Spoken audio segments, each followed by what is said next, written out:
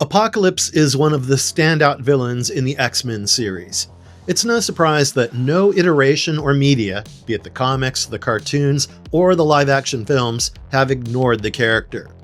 He has been well represented in every single one of them. I'm not going to talk about the films because a handful of films running across 100 minutes can't follow the story too faithfully. But the comparison between comics and cartoons is more appropriate, as cartoons can follow comics better due to having more flexibility with respect to time. Yet changes are made, and these changes are often necessary. I guess a big reason is the target audience, with comics having a fairly older audience while the cartoons are made for younger people. The cartoons are much more streamlined, and in a way, limited in power and scale, while the comics heavily establish Apocalypse as a character with access to powers and technology that go beyond that of a mutant, and touch the limits of the godly beings who created the X gene in the first place. The lore is thicker, the context is higher, and the timelines are more confusing. And the cartoons would need to change that, as its job is to make the story simpler without sacrificing its spice. As such, I've compiled a list of 10 such major differences involving Apocalypse across the comics and the cartoons. So let's begin.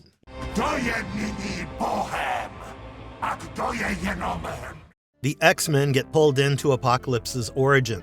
The first glaring difference between the X-Men comics and cartoons presents itself in the form of Apocalypse, or En-Sabah-Nur's origins, with the latter involving the X-Men, while in the comics, the rise of Nur into Apocalypse is more graphic. The beginning is similar. 5,000 years ago, Apocalypse was born in ancient Egypt into the Sandstormers tribe. He was one of the first mutants ever and an anomaly in his world. His gray skin terrified the tribe so much that they abandoned him in the desert heat. He was eventually adopted by Baal of the Crimson Sands, the leader of the Sandstormers, who raided and destroyed Aqaba. The infant was named En-Sabah-Nur and started off as a friendly child, but Baal molded him into becoming a harsh Darwinist who would have staunch belief in the survival of the fittest, and the flames of this fire were fanned by his growing mutant powers. Things change after the pharaoh, Ramatut, is introduced. A variant of the time-traveling Kang the Conqueror, his goal was to make Apocalypse his heir, which was against the wishes of Baal, leading to him telling a teen Nur that his destiny was to defeat the pharaoh. Eventually, father and son were trapped in the pharaoh's sphinx-shaped ship, and while Nur survived due to his mutant anatomy, Baal died. The ensuing pain led to Nur swearing vengeance on Ramatut, so he hid amongst the enslaved masses and covered his face. Following a vision from the goddess Isis, which activated more of his powers, Nur's identity was outed. But Ramatut did not take Nur's decision not to be his heir lightly, and in retaliation, he killed his only ally, Logos, and revealed his grotesque face to Nefri, whom Nur was interested in. Things got worse as Nur was shot with Ramatut's device that had depowered the Fantastic Four. He was then thrown into a pit full of snakes with Nefri. However, Ramatut soon left for his future, and a victorious Nur acquired the subservience of the pharaoh's servants, although the Darwinist mutant rejected them for their weakness. In the animated series, En-Sabah-Nur's episode with Ramatut involved the X-Men, as they headed to attack the pharaoh together back in 3000 BCE. Nur later found out about the X-Men using the tech of General Logos, prompting him to think that they were against him. Soon they were attacked by Ramatut's forces. After defeating them together, Nur traveled to the palace with the X-Men to defeat Ramatut himself. However, the pharaoh escaped to the future, while the vision of Isan the Searcher causes Nur to transform into Apocalypse, who then attempted to destroy ancient Egypt. He was held off by Charles Xavier and Magneto, but later returned to kill the latter.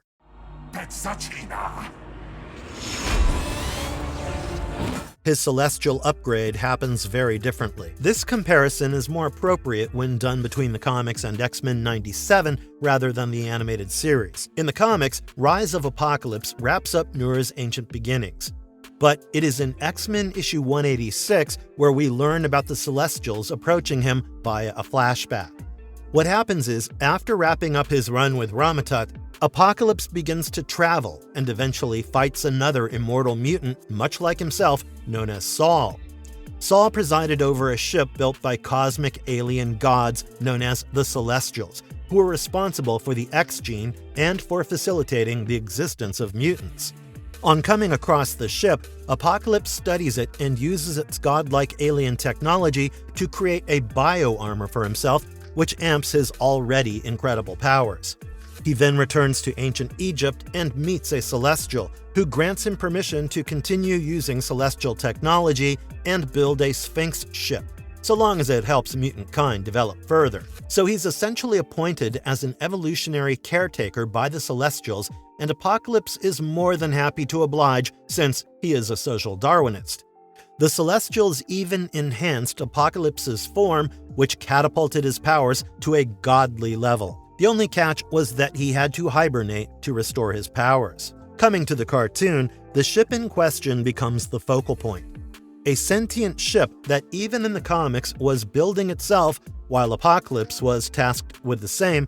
It was spotted in X-Men 97 during the present events by Cerebro as it floated above the ocean. However, the X-Men soon have to go to Liberty Island to rescue Archangel from being killed by Apocalypse. The ensuing battle results in Apocalypse fleeing, but the X-Men are still in a rut due to Apocalypse being immortal. Fortunately for them, they soon discover that the ship belongs to him and as such has godlike weapons that can be used to defeat someone with immortality. When the X-Men get on the ship, its self-destruct gets activated, but the sentient vessel goes on to show its affinity for the new group by organizing a tactic to save them. Apocalypse later heads to his ship to stop the X-Men, but his arrival is met with the X-Men trapping the antagonistic mutant in a powerful force field. The ensuing back and forth ultimately results in Apocalypse being flown off into deep space. However, the animated series has no mentions of the Celestials. It just assumes the audience knows about it. X-Men 97 is different, as it compresses Apocalypse's origin story, going over ancient Egypt, the ship, his ascension with celestial technology and power amps, and his interaction with the celestial Eson, who was the one responsible for making Apocalypse the caretaker of the evolution of mutant kind. It's obviously not as detailed as the comics, but it acknowledges the Celestials unlike the former animated series. It's called the Lazarus Chamber. The cartoon gives him a specific machine for staying alive. Despite Apocalypse's apocalyptic powers, all is not great for him, and his body definitely has multiple nerfs that he needs to be overly conscious of for the sake of survival, especially as a guy who believes in the survival of the fittest. He cannot be caught lacking. Fortunately for him, the celestial technology helps with regeneration. He is immortal, but it comes at a cost, and the storyline for the 12s tells us what that cost is. Apocalypse, who is old and decrepit under his armor, needs a host body to survive. He probably regrets making fun of Nefri for aging, since he himself needs to be on Retinol Ultra Pro Max now and for the rest of his seemingly immortal life. Anyway, this brings us to X-Man, or Nate Gray, the biological son of Cyclops and Jean Grey. His creation was interesting, however, as he was not born naturally, but rather because Mr. Sinister used the DNA of the laser blasting mutant with that of the telepath extraordinaire to create someone who could be used against Apocalypse in the Age of Apocalypse timeline. Apocalypse wanted to take him as his host body to combat his physical deterioration. But the plan didn't work out, as Apocalypse, while trying to transfer his mind onto X-Man's, accidentally ended up in a merger with Cyclops instead. The original animated series doesn't take this route for its storyline. Granted, it doesn't omit the situation with Apocalypse going through a surge of deterioration due to having been alive since forever. That part is necessary for the plot and his character. Here, Cable tries to travel back in time, but is diverted by Apocalypse to land in the present. Cable meets with the X-Men and reveals to them about Apocalypse retaining his immortality by walking into the Lazarus Chamber once every 100 years. Otherwise, he will lose his immortality. For context, the chamber was a device created by Apocalypse in an ancient Egyptian pyramid to rejuvenate his body. This leads the mutants to go to the Lazarus Chamber with plans of using Cable's time-traveling machine to head to ancient Egypt. However, the plan is foiled by one of the Horsemen of Apocalypse and Apocalypse himself, and ultimately results in the kidnapping of Wolverine and Professor X, two heavyweight X-Men. But Apocalypse still has other means of survival, as seen in the Fifth Horseman, which proves that Apocalypse can survive using a replacement host. While Season 4 does make us witness the destruction of the chamber in the hands of the X-Men, it was not worth much due to Apocalypse's backup plan. He precisely has another Lazarus chamber for himself, which was being hidden and guarded by a Mayan tribe. The episode The Fifth Horseman in the 5th season even showed us Apocalypse using a young boy from South America as his potential replacement. He essentially decided to use the mutant Jubilee, but with him, Beast, and Caliban escaping, Fabian Cortez, the last man left standing, becomes Apocalypse's much-needed vessel. Learn something. Warren never goes looking for a mutant cure in the comics. Now coming to a legendary crossover in the history of Marvel Comics, we have the 1986 Mutant Massacre that brought the X-Men, New Mutants, Daredevil, Thor, and the Power Pack together as Mr. Sinister organized the deathly and violent evil and kickstarted it by making the Marauders slaughter the Morlocks. One of the most standout takeaways of the arc is the injuries and psychological changes seen in the characters from the side of the heroes, such as Colossus taking his first ever life. He, Kitty Pryde, and Nightcrawler also experienced game-changing injuries, but what everyone remembers the most is how badly Angel or Warren has his wings mangled. The permanence of it led to the dropping of the Angel epithet. The Marauders caused irreparable damage to Warren Worthington III's wings in the comics. It was made worse by the Doctors as Cameron Hodge manipulated them into amputating Angel's wings. This caused him to spiral into self-destruction, because what is an angel without his wings, right? Anyway, his ensuing agony caught the attention of Apocalypse himself, who had a solution ready. A horrible and insane solution, but a solution nonetheless. And Angel was not in a position, mentally or physically, to bargain. The only cure for the mangled mutant for the sake of his wings and their restoration was to turn into one of Apocalypse's horsemen. With Worthington taking up the offer and acquiring a new pair of metallic wings, he was transformed into Death. The reveal for this happens in 1987, in X-Factor's 24th issue, when the X-Men arrive at Apocalypse's ship. They are offered to become horsemen, but they turn it down, leading to a battle between them and the operating horsemen. While the X-Men had presumed Warren had died, they were left dumbfounded when the horseman known as Death took off his mask and revealed himself as their late co-member. The animated series, however, is different. Warren struggles with being a mutant and the ensuing scrutiny of it. As such, he finds his salvation, or he thinks he does, when he learns that Dr. Adler has found a cure for being a mutant. He had already proven himself at this by inventing collars that could nullify mutant abilities. Much like Warren, Rogue also finds the opportunity enticing due to her desire for physical contact again. But while Rogue bounces out of the surgery at the last moment, Warren, or Angel, willingly goes through with it.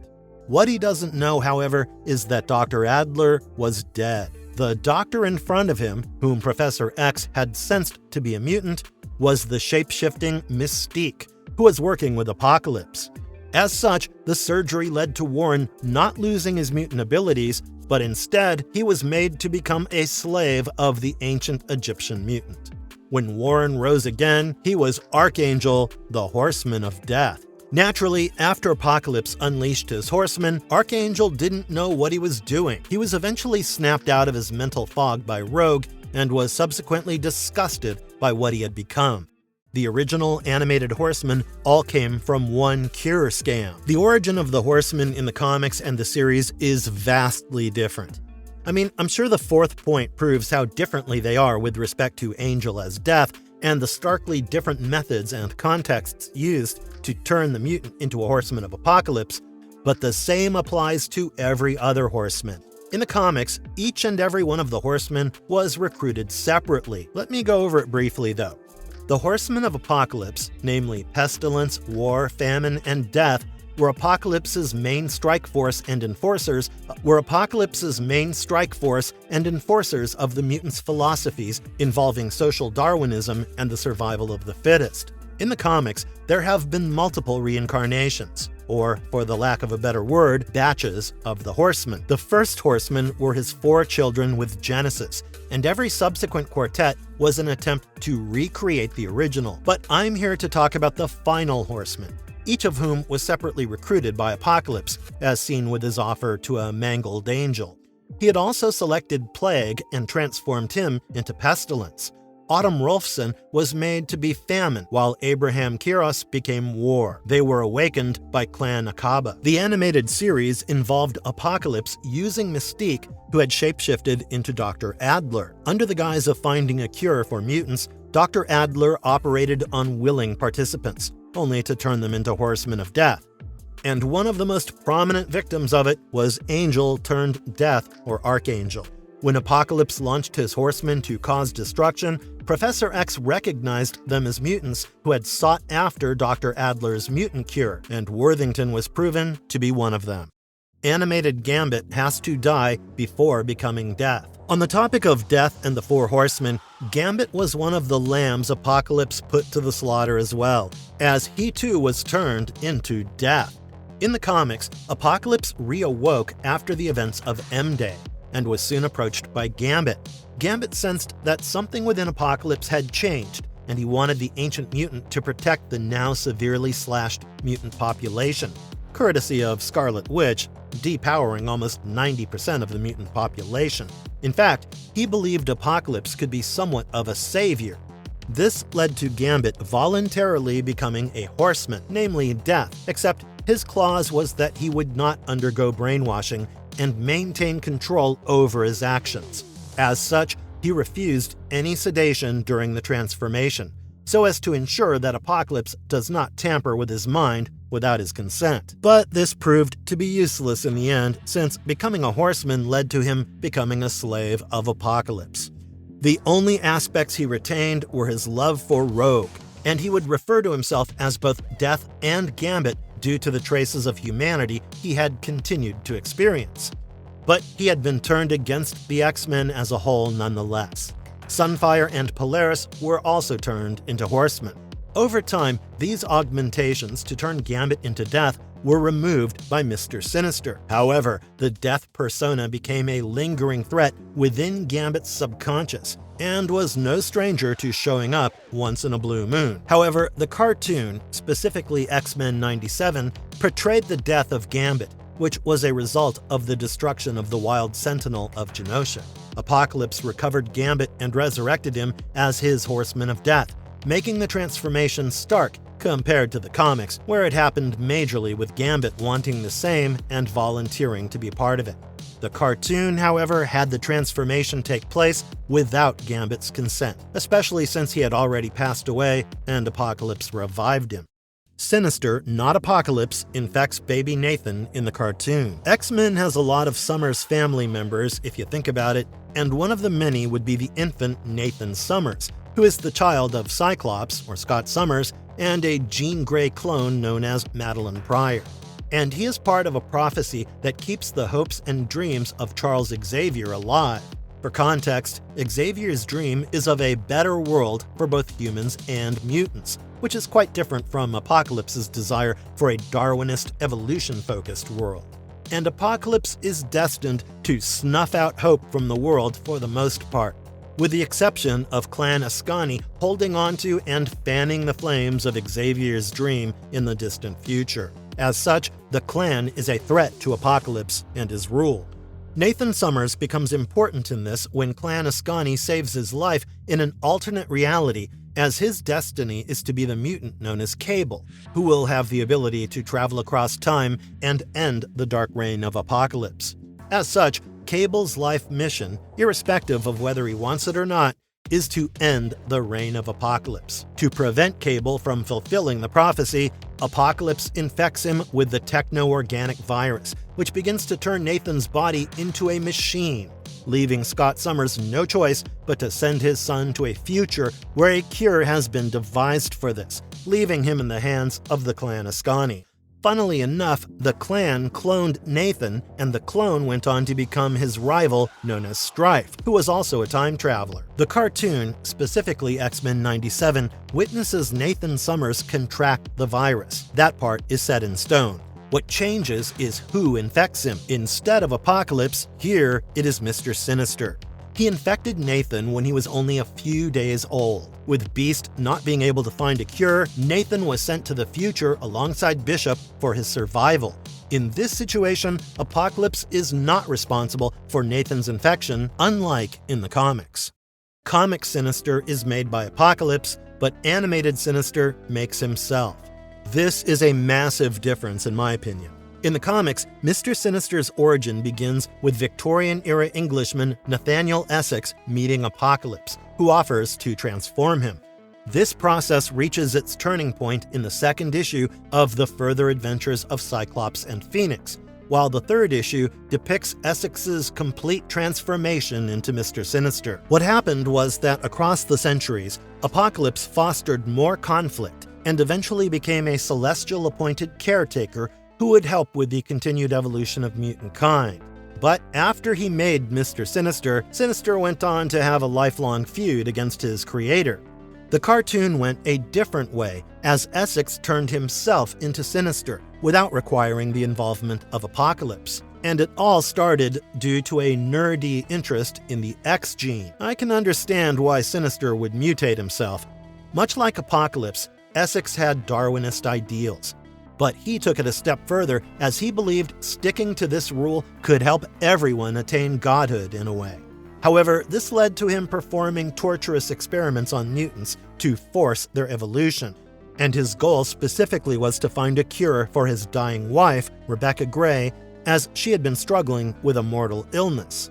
Sinister had collected genetic material from mutants, heavily experimented upon himself, and ultimately switched his identity from Essex to Mr. Sinister through his own work, without needing Apocalypse. He would work alongside Apocalypse if the situation called for it, however.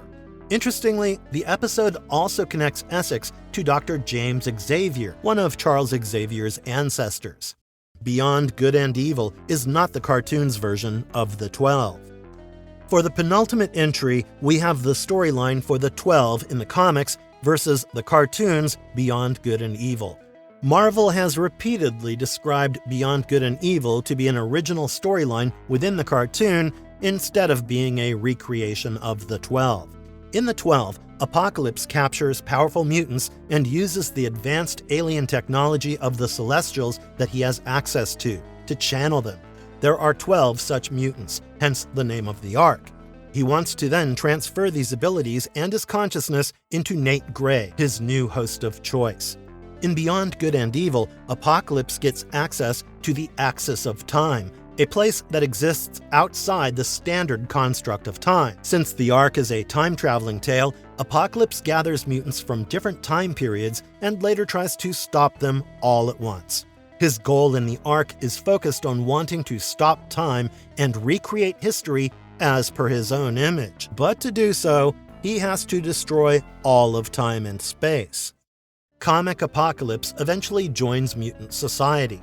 And finally, we have Apocalypse becoming part of Mutant Society in the comics, but never doing so in the cartoons, barring a brief period wherein a grown En-Sabah-Nur cooperated with the X-Men who had been displaced in time.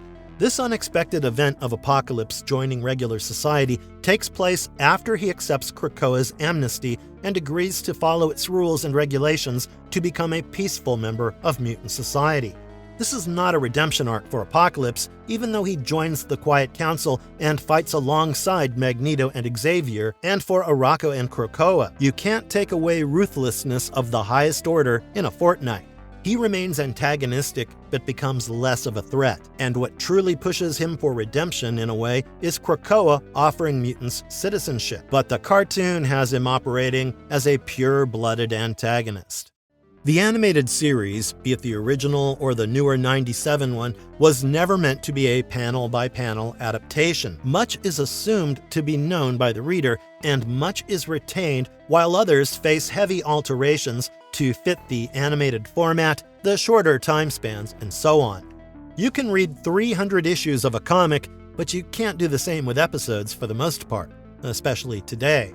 It held on to the biggest Apocalypse plot points for the most part, but if they could not give us a faithful adaptation, they gave us something else that would be intense, such as the storyline with Mystique operating as Dr. Adler, which is one of my favorite examples of a plot point with different storylines in different formats, yielding fantastic results in their own way. And with that, this video comes to an end.